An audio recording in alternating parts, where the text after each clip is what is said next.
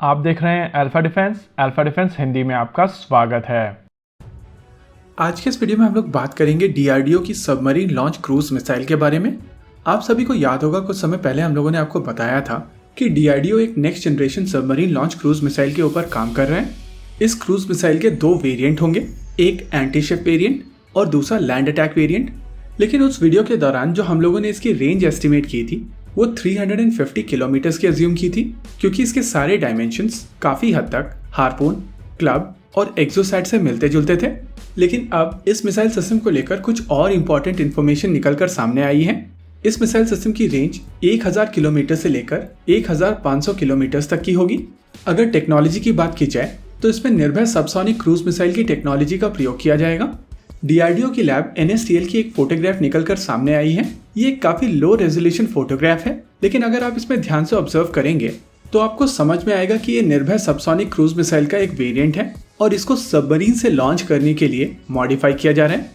वैसे निर्भय subsonic cruise missile को एक टेक्नोलॉजी डेमोन्स्ट्रेटर के तौर पर रखा गया है और इसके बेसिस पर अलग अलग एप्लीकेशंस के लिए अलग अलग तरीके की मिसाइल सिस्टम्स बनाई जा रही हैं। इनमें से एक missile system indigenous technology cruise missile है, जिसका प्रयोग भारत की तीनों सेनाएं करने वाली हैं। इंडिजिनस टेक्नोलॉजी क्रूज मिसाइल में इंडिजिनस इंजन का प्रयोग किया जाएगा। इसमें यूज होने वाला शॉर्ट टर्बोफैन इंजन भी भारत में बनाया जा रहा है। जहां बेसलाइन टेक्नोलॉजी डेमोन्स्ट्रेटर निर्भय में रशियन इंजन का प्रयोग किया गया था और उस रशियन इंजन के साथ में ये मिसाइल सिस्टम लगभग 1000 किलोमीटर की रेंज दे रही थी।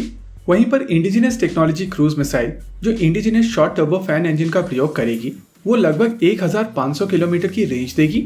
और ये next generation submarine launch cruise missile इस इंडिजिनस टेक्नोलॉजी क्रूज मिसाइल के बेसिस पर बनाई जा रही है। शॉर्ट टर्बोफैन इंजन को लेकर इंडिकेशंस ये हैं कि इस समय इसकी 10 यूनिट फैब्रिकेशन में है, यानी कि इस next generation submarine launch cruise missile की 10 यूनिट्स इस समय डीआरडीओ में बनाई जा रही हैं। इसके अलावा जैसा कि हम लोगों ने पिछले वीडियो में आपको बताया था कि इस सबमरीन लॉन्च क्रूज मिसाइल को लेकर वॉरहेड असेंबली भी शुरू हो चुकी है और डीआरडीओ की एक lab 3 warhead assembly already deliver कर चुकी है। हालांकि हम लोगों को यहाँ पर एक चीज को लेकर कॉशन लेकर चलना पड़ेगा। यहाँ पर हम लोग सारे डेवलपमेंट्स को एक ही प्रोजेक्ट से एसोसिएटेड मानकर चल रहे हैं और अगर ये चीजें एक ही प्रोजेक्ट से एसोसिएटेड हैं तो ये next generation submarine launch cruise missile बहुत जल्द टेस्टिंग के लिए तैयार होगी। वैसे यहाँ पर NSTL का इन्वॉल्वमेंट भी काफी ज्यादा क्रूशियल है। ये चीज हम सब जानते हैं कि indigenous technology cruise missile DRDO की लैब ADE की तरफ से बनाई जा रही है, लेकिन क्योंकि ये मिसाइल सिस्टम एक सबमरीन से लॉन्च की जाएगी तो इसमें कई मॉडिफिकेशंस की आवश्यकता होगी और ये सारे के सारे मॉडिफिकेशन NSTL के सुपरविजन के अंडर किए जाएंगे। इंडिकेशंस हैं कि इसमें एक बड़े बूस्टर का प्रयोग किया जाएगा और इस बूस्टर में फ्यूल के साथ साथ ज्यादा ऑक्सीडाइजर्स का प्रयोग किया जाएगा। इस चेंज के कारण इनिशियली ये मिसाइल सिस्टम ज्यादा एनर्जी के साथ में बूस्ट करेगी और क्योंकि पानी एक फर्म सरफेस नहीं है तो एयर वाटर इंटरफेस पर जब ये मिसाइल सिस्टम पानी से निकलकर बाहर आएगी तो इसके पास इनफ एनर्जी होगी अपनी फ्लाइट को सस्टेन करने की। साथ ही साथ NSTL की तरफ से इसके लॉन्च ट्यूब को भी सप्लाई किया जाएगा।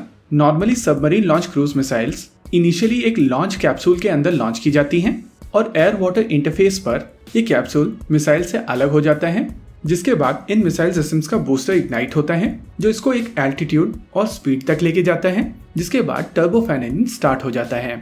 ओवरऑल ये काफी ज्यादा सिग्निफिकेंट डेवलपमेंट है और क्योंकि इस डेवलपमेंट के बाद में भारतीय नौसेना की सबमरीन्स को 1500 किलोमीटर रेंज वाली सबमरीन लॉन्च क्रूज मिसाइल्स मिलेंगी तो इस डेवलपमेंट का जो डेटरेंस इफेक्ट होगा वो भी बहुत ज्यादा सिग्निफिकेंट होगा। इसी के साथ आज के इस वीडियो में रखते हैं केवल इतना ही। वीडियो को अंत तक देखने के लिए धन्यवाद। देखते रहिए अल्फा डिफेंस। जय हिंद।